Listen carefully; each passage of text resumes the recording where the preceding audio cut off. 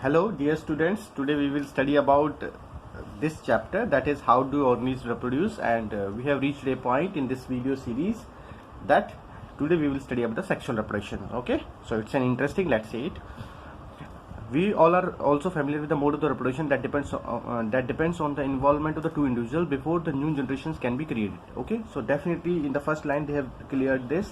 The two individuals will be involved for the creations of a new generations of the offspring in this sexual reproduction. Then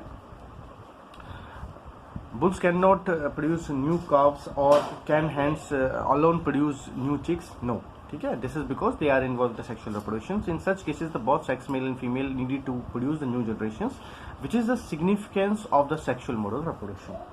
Okay, and then why this is, what is the significance, why this is so significant? Because over here what will happen, the new characters will come into the new generations. Okay, new offspring will be having the hybrid characters of both male and female or the last generations. Okay, that's why they will retain the useful characters, and this is the significance of this. Are there any limitations of the asexual mode of reproduction? Asexual mode of reproduction, just we studied in the last video. Yes, there are the limitations of asexual mode of reproduction as well.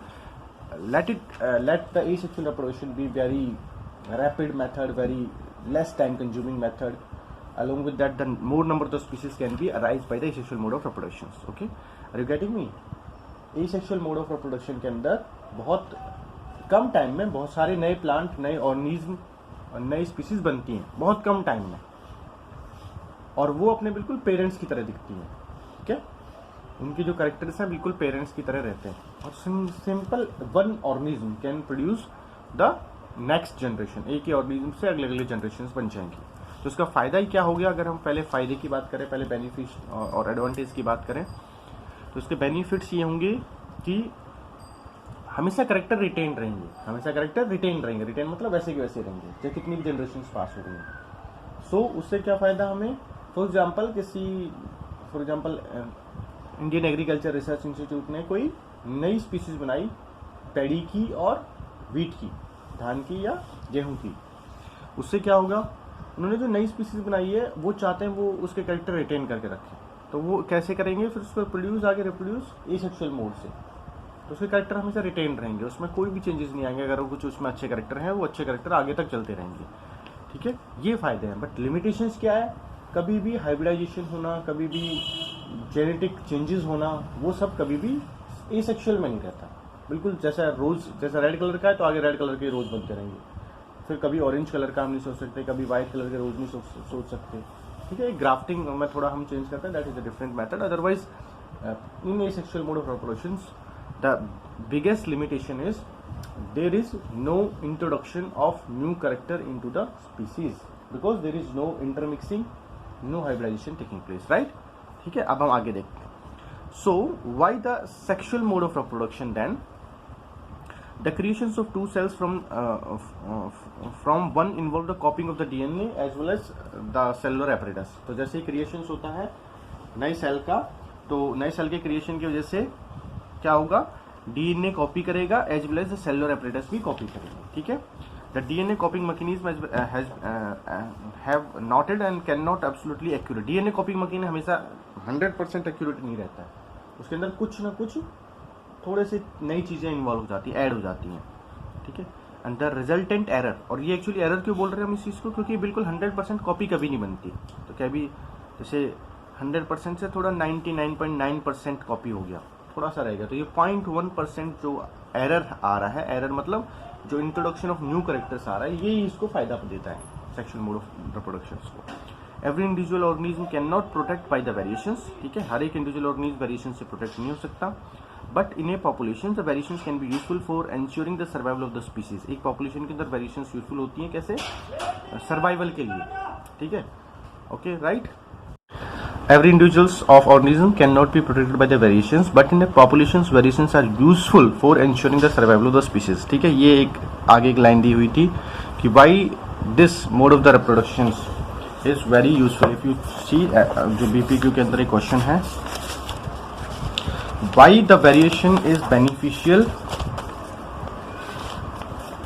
for or to a species. ठीक है, why the variation is why the variation is beneficial to the species but not necessary to an individual. ठीक है, तो उसका answer उन्होंने यहाँ पे दिया है इस वाले पेज पे. In the sexual mode of reproduction, over here they have given the answer.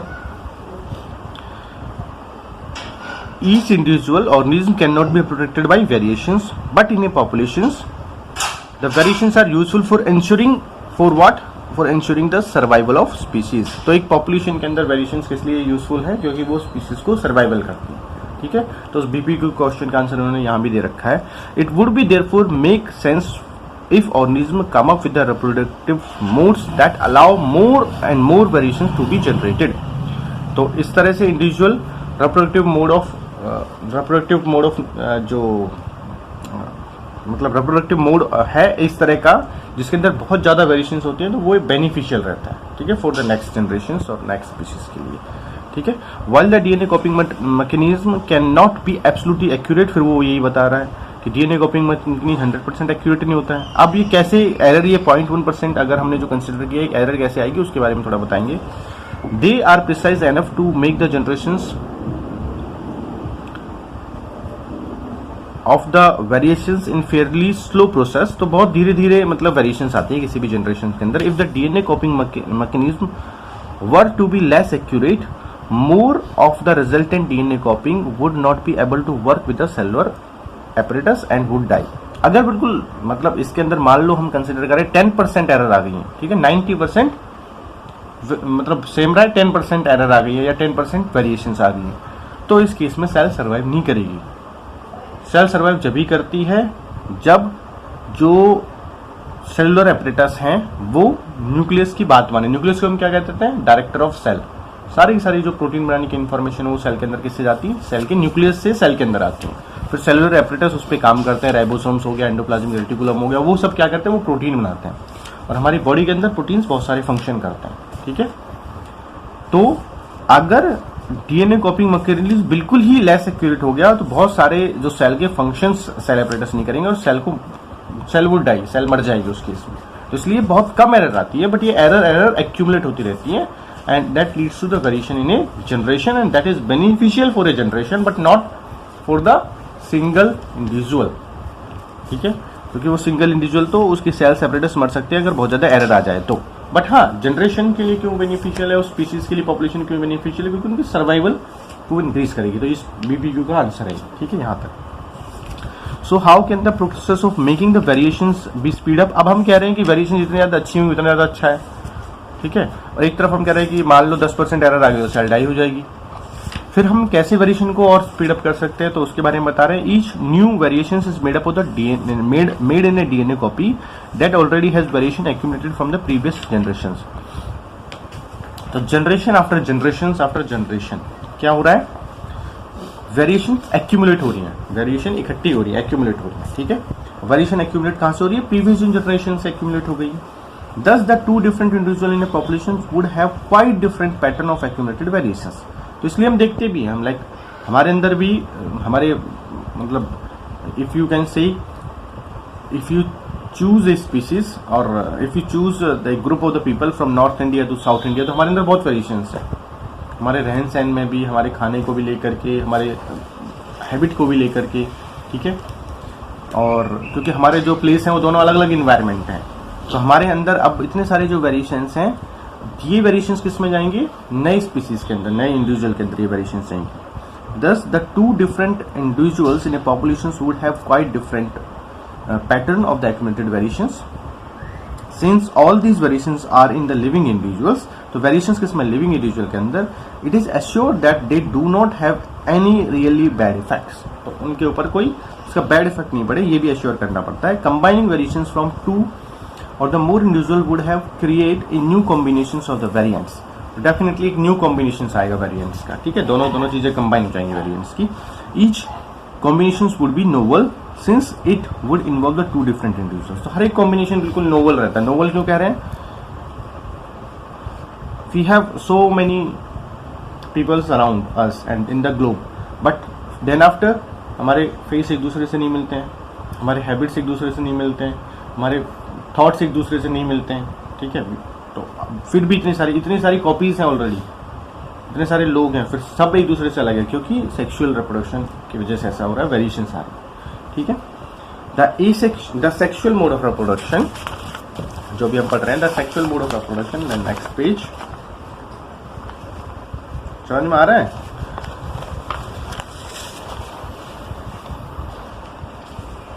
Incorporate such a process of combining DNA, तो ये सबसे बड़ी चीज है। इसके अंदर एक प्रोसेस होता है जिसके अंदर डीएनए कंबाइन होता है दो डिफरेंट इंडिविजुअल्स का रिप्रोडक्शन के टाइम, जिससे क्या होता है कि बट इससे एक डिफिकल्टी क्या आती है, but this creates a major difficulty if each new generations to be combined of the DNA copying from pre existing individuals, then the each new generation will end up having the twice of the DNA that have the previous generations had।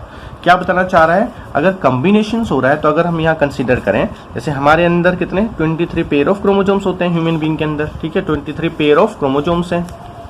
23 pair of chromosomes में से 22 तो क्या है, autosomes हैं, 22 pair, ठीक है।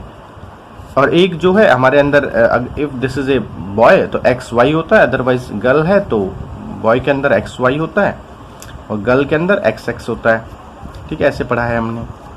22 pair जो autosomes होते हैं, सब ये जो क्रोमोसोम्स होते हैं सेम होते हैं। अब अगर मेल फीमेल, ठीक है, यहाँ पे मेल फीमेल, मेल से स्पर्म एंड फीमेल से एग, ये दोनों फ्यूज होते हैं, तो आइडियली होना क्या चाहिए, अगर हम देखें तो 22 पेयर प्लस 22 पेयर, ठीक है, 23 पेयर हम दोनों को कंबाइन करें, 23 प्लस 23, तो इसके अंदर कितने 46 पेयर ऑफ क्रोमोसोम्स आने चाहिए। ऐसे नई जनरेशन फिर दोबारा से 46 इंटू ट्वाइस, तो क्योंकि दोनों का कॉम्बिनेशन हो रहा है, सिंपल हम कह रहे हैं कि कॉम्बाइनिंग हो रहा है, डीएनए कंबाइन हो रहा है, कॉपी बन रही है, बट वो कॉपी कैसे बन रही है, जब दोनों से प्री एग्जिस्टिंग इंडिविजुअल से उनकी क्रोमोसोम सारी इंफॉर्मेशन आ रही है। बट अगर ऐसे होने लग गया कि नई जनरेशन के अंदर 46 पेयर आएगा, फिर उसके अंदर कुछ और आएगा, तो वो actually that will not be the human population है, समझ रहे हो? अगर ऐसे क्रोमोसोम्स का नंबर चेंज होने लग गया ना, हमारे जितने भी हम ह्यूमन्स हैं, हम सब के अंदर 23 पेयर ऑफ क्या है, क्रोमोसोम्स है हम सब के अंदर, चाहे वो मेल है चाहे फीमेल है, वो बस डिफरेंट होता है लास्ट के क्रोमोसोम के पेयर के अंदर। अब हमारे इतनी सारी जनरेशन से ही हमारे अंदर 23 पेयर ऑफ क्रोमोसोम्स है, इतनी सारी जनरेशन से ही 23 पेयर ऑफ क्रोमोसोम्स है। बट ये ऐसे तो होना चाहिए था, तो इसको 46 होना चाहिए था। ये क्यों नहीं हो रहा है? क्यों नहीं हो रहा है? क्योंकि एक जो अलग तरह की सेल डिवीजन यहाँ होती है, जो उन्होंने लिखा नहीं है यहाँ बुक के अंदर, but in the higher classes you will study this, we called meiosis,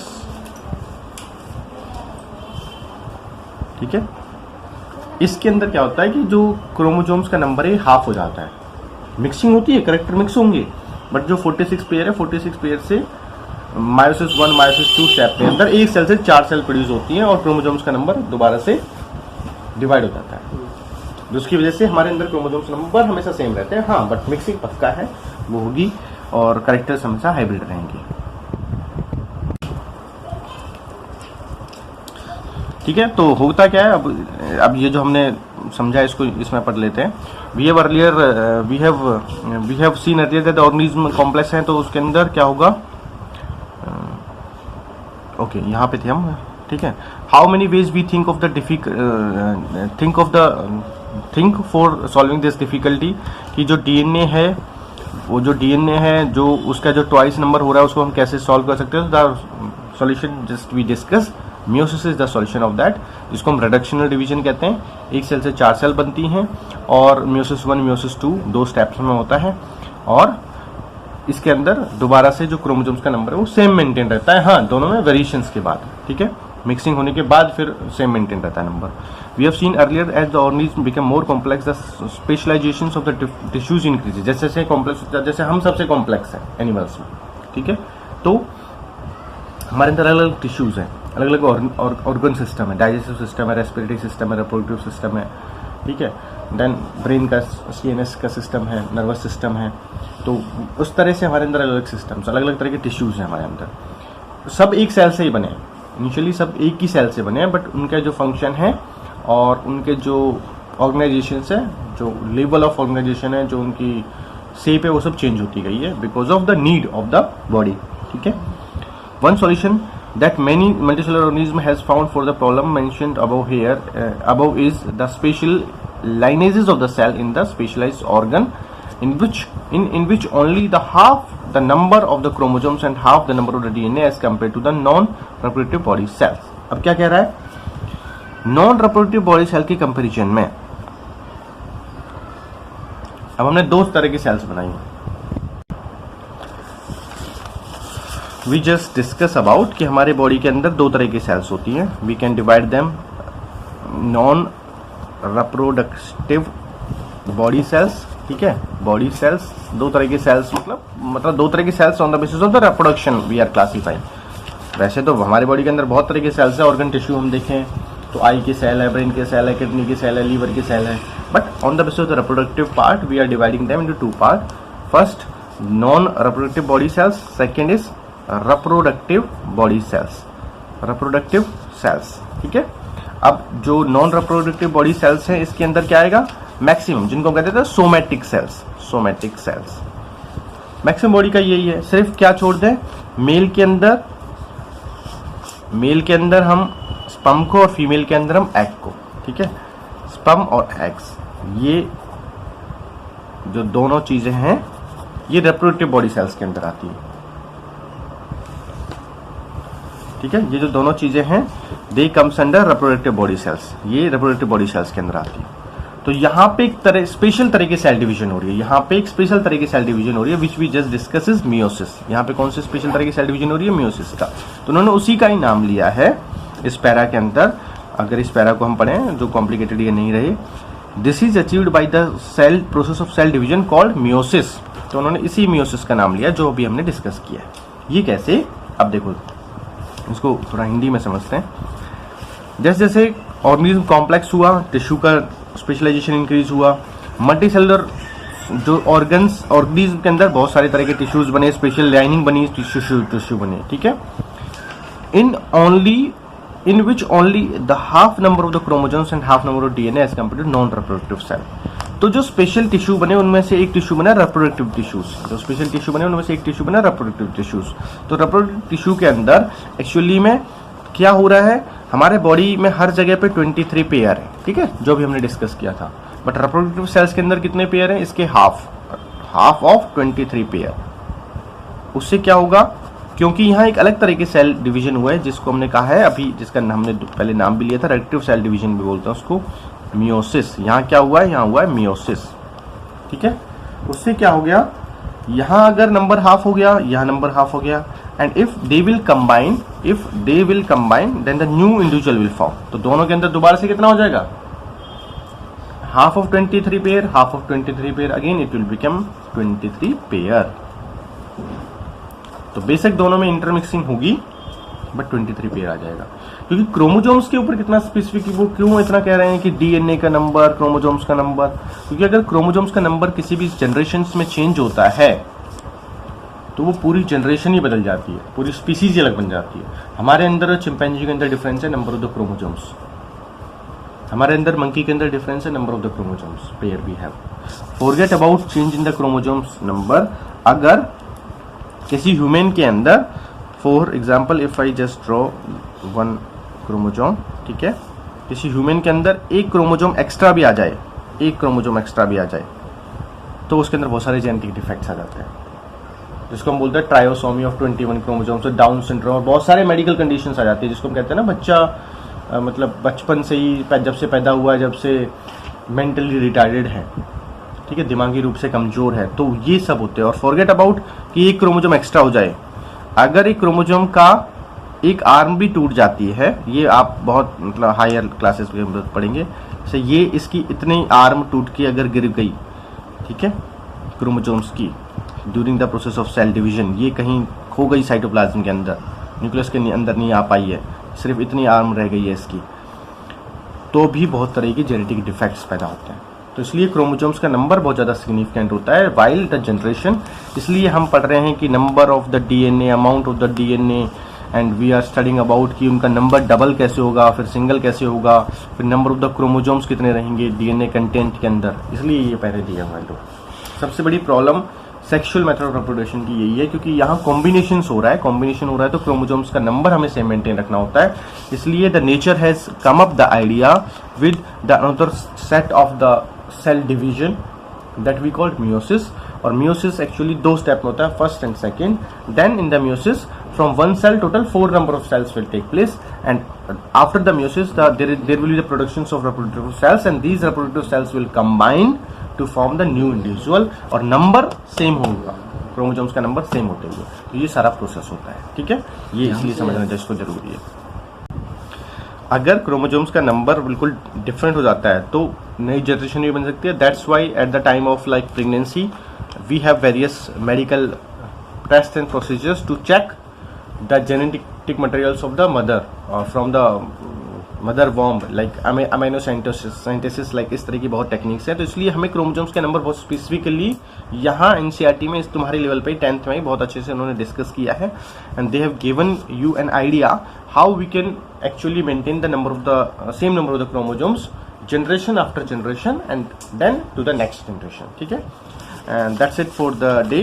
And in the next class we will study from this part, how the zygote form and how they develop, and then we will see definitely the sexual reproductions in the flowering plants, right? Okay, that's it for this video. Thank you.